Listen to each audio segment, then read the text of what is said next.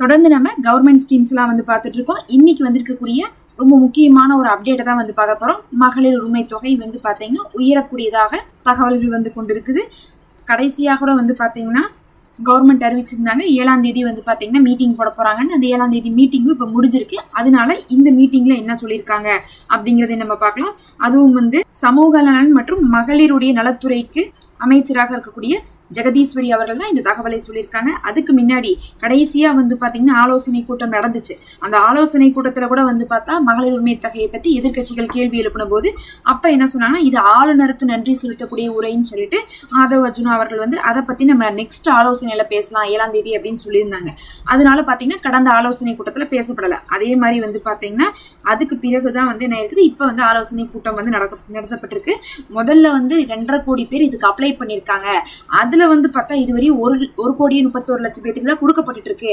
அதுவே ஒரு பெரும் பிரச்சனையா இருக்கு. முதல்ல நீங்க எப்ப 2,500 ரூபாய் ஏற்றி கொடுக்குறீங்கன்னு இருந்துட்டு இருக்கு ஒரு பக்கம், இல்லாதவங்களுக்கு எப்ப கொடுக்க போறீங்க அப்படிங்கக்கூடிய கேள்வியும் எதிர்கட்சிகள் வச்சிருக்காங்க.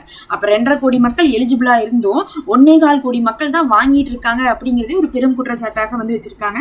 அதை பத்தி இன்னைக்கு வந்து பாத்தீங்கன்னா அந்த மீட்டிங் எல்லாம் போட்டு பேசும்போது என்ன தகவல் சொல்லியிருக்காங்கன்னா, சமூக நலன் மற்றும் மகளிர் நலத்துறையுடைய ஜெகதீஸ்வரி அவர்கள் சொல்றாங்க, மீட்டிங்லாம் நாங்க போட்டோம், ஆலோசனை கூட்டம் வந்து இப்ப முடிவு பெற்றிருக்கு. அந்த ஆலோசனை கூட்டத்துல வந்து முதல்ல யாரெல்லாம் தகுதி இல்லாம வாங்குறா அப்படிங்கக்கூடிய லிஸ்ட் எடுத்து நாங்க நீக்க போறோம். ஏன்னா தகுதி இல்லாதவங்க நிறைய பேர் வாங்கிட்டு இருக்காங்க.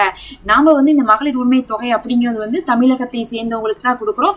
அதுவும் வந்து இந்தந்த வருமானத்துக்குள்ள இருக்கணும், இப்படி எல்லாம் கட்டுப்பாடோட இருக்கிறவங்களுக்கு தான் கொடுக்க போறோம்னு ஒரு லிஸ்ட் போட்டு கொடுத்தா, அது இல்லாம நல்ல வசதியா இருக்கிறவங்களும் இதை அனுபவித்து கொண்டு இருக்காங்க. அதனால நம்ம என்ன பண்ண போறோம், முதல்ல அவங்கள கண்டுபிடிச்சு நீக்க போறோம். அதே நேரத்துல மறுபரிசீலனை ஆரம்பிச்சிட்டோம். இப்ப நேத்துல இருந்து மறுபரிசீலனை அப்படிங்கிறது வந்து பாத்தீங்கன்னா இப்ப 2.5 கோடி பேர் நம்ம சொன்னோமா, அந்த 2.5 கோடி பேர்ல 1.25 கோடி பேருக்கு தான் கிடைச்சிருக்கு. மிச்சம் 1.25 கோடி பேருக்கு இன்னும் கிடைக்கலங்கிறனால அவங்க என்ன பண்ணிருக்காங்க, மறுபடியும் அப்ளை பண்ணிருக்காங்க. மொத்தமா 3 தடவை இதுவரை அப்ளை செய்யப்பட்டிருக்கு. முதல் தடவை அப்ளை செய்யப்பட்டு 1,10,00,000 பேத்துக்கும், 2வது தடவை முகாம்ல அப்ளை செய்யப்பட்டு ஒரு 10,00,000 பேத்துக்கும், 3வது தடவை ஒரு 10,00,000 பேத்துக்கும் முகாம்ல கிடைச்சிருக்கு. அப்ப அந்த 2வது தடவை 3வது தடவை அப்ளை பண்ணிருக்காங்கன்னா ஏன் வந்து அது கிடைக்கல, அதை மறுபரிசீலனை பண்ணலாம்னு சொல்லிட்டு மறுபரிசீலனை இப்ப பண்றாங்க. கொடுக்க மாட்டோம்னு சொன்னவங்களுக்கு எல்லாம் காரணம் என்னன்னு சொல்லிட்டு பாத்துட்டு இருக்காங்க. மறுபரிசீலனை மூலமாக உங்களை ஜாயின் பண்ணிட்டாங்கன்னா நீங்க என்ன பண்ணலாம், இனிமேல் வந்து கண்டினியூவா வாங்கலாம் அப்படிங்கறதை சொல்லியிருக்காங்க.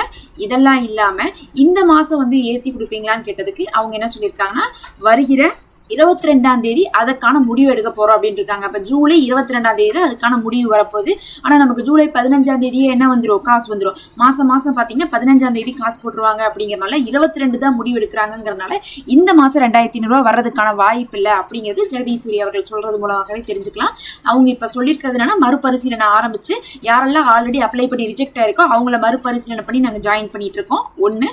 2வது இருக்கிற லிஸ்ட்ல யாரெல்லாம் வந்து அன்ஃபிட்டா இருக்காங்களோ அவங்கள நீக்கிட்டு இருக்கோம், போலியா வந்து சேர்ந்திருக்காங்க தகவலை கொடுத்து அவங்கள நீக்கிட்டு இருக்கோம்னு சொல்றாங்க. 3வது இது 2ஐயும் முடிச்சுட்டு தான் நாங்க நியூ ஃபார்ம் கொடுக்க போறோம் அப்படிங்கறதையும் சொல்லியிருக்காங்க. 4வது விஷயம், இதுவரை யாராவது நீக்கிருக்கீங்களான்னு கேட்டா இந்த 2 மாசத்துல நாங்க யாரையும் நீக்கல, இனிமேல் தான் நீக்க போறோம். அதனால இந்த 2 மாசமா உங்களுக்கு வரல, யாருக்காவது ஆல்ரெடி நான் அப்ளை பண்ணி வாங்கிட்டு இருந்துதான் எனக்கு இந்த 2 மாசமா வரல அப்படின்னு சொல்றவங்க கண்டிப்பா உங்களுடைய பேங்க் அக்கௌண்ட்ல தான் ப்ராப்ளம் இருக்கும். நீங்க ஏதாவது வந்து இன்கம்ப்ளீட்டா வச்சிருப்பீங்க, அதை மட்டும் செக் பண்ணிக்கோங்க. ஆனா வந்து இந்த 2 மாசமா வந்து நம்ம நீக்கல, இந்த மாசத்துல இருந்து நம்ம பாக்குறோம், பார்த்தோம்னா அடுத்து வந்து 2,500 ரூபாய் அப்டேட் ஆகும்போது நாங்க நீக்குவோம் அப்படிங்கறத வந்து சொல்லியிருக்காங்க. அதனால இதுவரையும் வராம, அதாவது கடந்த ஆட்சியில வந்து இந்த ஆட்சியில வராதவங்க உங்க பேங்க்ல தான் பிரச்சனை இருக்கு, அதை பார்த்துக்கோங்க. மினிமம் பேலன்ஸ் இருந்தாதான் உங்களுக்கு காசு வரும், அதை சரி பண்ணிட்டீங்கன்னாவே வந்துடும். இப்ப வந்து மறுபரிசீலனை ஆரம்பிச்சிருக்கு.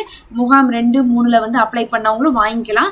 அவங்களுக்கு வந்து பாத்தீங்கன்னா இந்த மறுபரிசீலனை மூலமா கொடுக்க போறதா சொல்லியிருக்காங்க. இல்ல எனக்கு ரொம்ப அவசரமா வேணும், எனக்கு நான் வந்து எதுலையுமே அப்ளையும் பண்ணல, நான் ரொம்ப வந்து கஷ்டத்துல இருக்கேன், கண்டிப்பா வந்து கவர்மெண்ட் சொல்ற எல்லா விஷயத்திலயுமே நான் வந்துட்டேன் அப்படின்னு சொல்றவங்களா இருந்தா நீங்க என்ன பண்ணலாம், தாசில்தார் ஆபீஸுக்கு போய் ரொம்ப ஒரு முக்கியமான நிலைமையில நம்ம இருக்கிறோங்கிறத வந்து தெரிவிச்சு நம்ம லெட்டர் கொடுக்கலாம். அப்படி கொடுக்குறவங்களையும் இப்ப என்ன பண்ணிட்டு இருக்காங்க, இந்த மறுபரிசீலனை வரும்போது இவங்களையும் கன்சிடர் பண்ணிட்டு இருக்காங்க. ரொம்ப முக்கியமா இப்ப வந்து எனக்கு ரொம்ப வந்து எமர்ஜென்சி, இதுக்கு மேல என்னால சமாளிக்க முடியாது, என்கிட்ட வருமானமே இல்லை அப்படிங்கிறவங்களுக்கு மட்டும் இந்த மாதிரி மெத்தட் வந்து போறாங்க. அவங்க வந்து பாத்தீங்கன்னா நியூ ஃபார்ம் கொடுக்கறதுக்கு முன்னாடி கன்சிடர் செய்யப்படுறாங்க அப்படிங்கக்கூடிய தகவலும் வந்திருக்கு. பொறுத்திருந்து பார்க்கலாம். ஜூலை 2 வந்து பாத்தீங்கன்னா இது 2,500 ரூபாய் உயர போகுதுன்னு சொல்லிட்டு தகவல்கள் வந்திருக்கு.